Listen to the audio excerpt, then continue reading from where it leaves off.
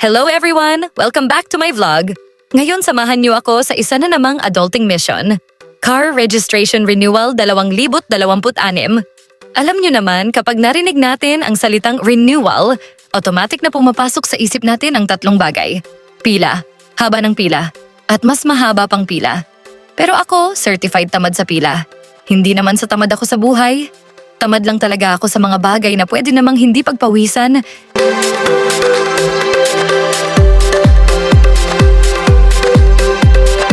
Kaya matagal na akong fan ng online processing. Kung pwede gawin online, online. Kung pwedeng isang lakaran. Kung pwede nakaupo lang, mas gusto ko pa. Kasi dati kapag registration season na, parang may event.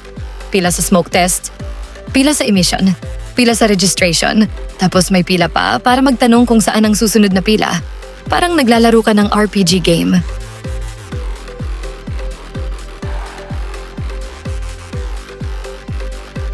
Congratulations! Mission completed! New mission unlocked. Humanap ng susunod na pila. Kaya ngayong 2026, naghanap ako ng mas convenient na paraan. At dito ko natagpuan ang Pines Private Motor Inspection Center Inc. Dahil first time kong pupunta rito, syempre hindi tayo magpapanggap na kabisado natin ang daan. Google Maps agad. Kapag naligaw tayo, wala tayong ibang sisisihin kundi ang sarili natin. At syempre ang signal. Kung manggagaling kayo ng La Trinidad, pwede kayong dumaan sa Strawberry Farm area o kaya sa Diversion Road papuntang BAPTC. Mula doon, lalabas tayo sa Palmaville area at tataas sa crossing bandang Pugiis Elementary School. Habang bumibiyahe tayo, tingnan ninyo ang view. Ito ang isa sa mga dahilan kung bakit masarap mag-drive sa Benguet. Mga bundok, mga pine trees, mga gulayan, at malamig na hangin. Parang libre ang aircon ng kalikasan. Hindi tulad ng aircon ng sasakyan na umiiyak ang gasolina.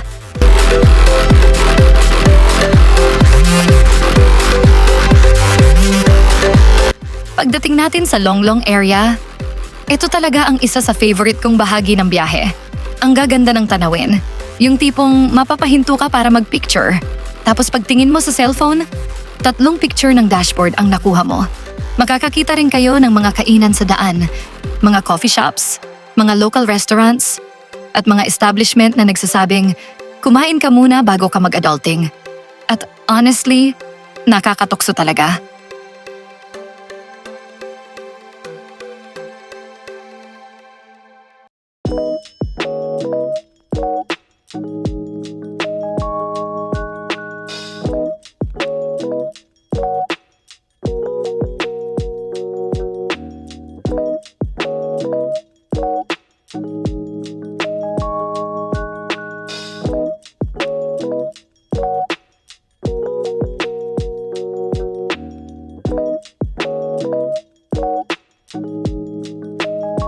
Pagdating naman sa Irisan Route, ito ang isa sa mga dahilan kung bakit ito ang pinili kong daan. Mas maluwag, mas konti ang sasakyan, at mas konti ang chance na mapatanong ka ng, traffic ba ito o permanent exhibit? Habang nasa biyahe tayo, enjoy lang sa scenery hanggang makarating sa destination.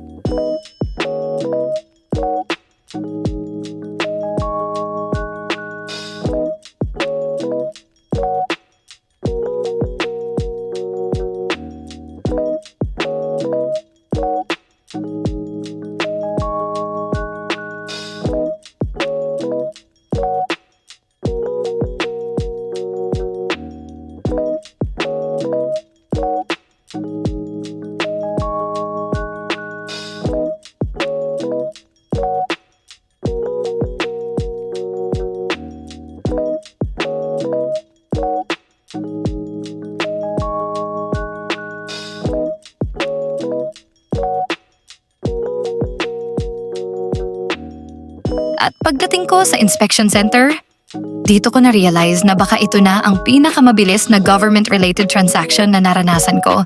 Una nilang hiningi ang OR at CR. Photocopy lang ang dala ko. Tinanggap naman. Doon palang gumaan na ang pakiramdam ko.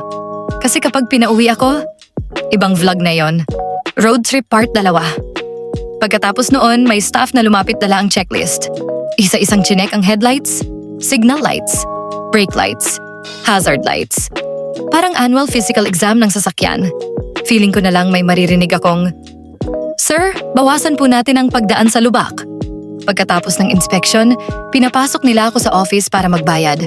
Kasama sa binayaran ko ang vehicle registration fee, assistance fee, TPL insurance, smoke test, at iba pang charges sa kabuuan, umabot ng humigit kumulang 4,450 piso. Habang naghihintay ako, nakaupo lang. Walang pawis, walang stress, walang pila, walang pressure, wala ring kaagaw sa upuan. At bago pa ako makahanap ng mapapanood sa Facebook Reels, tinawag na agad ako. Ready na ang documents, less than 10 minutes. Napatingin pa nga ako sa paligid. Sabi ko, tapos na. Ganun lang. Hindi man lang ako pinaghintay para maramdaman kong nag-renew ako. At ayun na nga. Charan! Mission accomplished. Registered na ulit ang sasakyan. Parang instant noodles, pero mas mahal at hindi nakakabusog. Siguro nakatulong din na bandang 3:00 ng hapon na ako dumating. Kaya halos wala ng tao. Minsan talaga ang sikreto ng mabilis na transaction ay hindi pagiging maaga, kundi timing na lahat sila tapos na. Overall, sobrang okay ng experience ko. Mabilis, convenient, at higit sa lahat, hindi ko kinailangang makipagpatintero sa pila. Kung plano ninyo ring mag-renew ng registration ngayong 2026, baka makatulong sa inyo ang option na ito. Kung may tanong kayo, comment lang sa baba.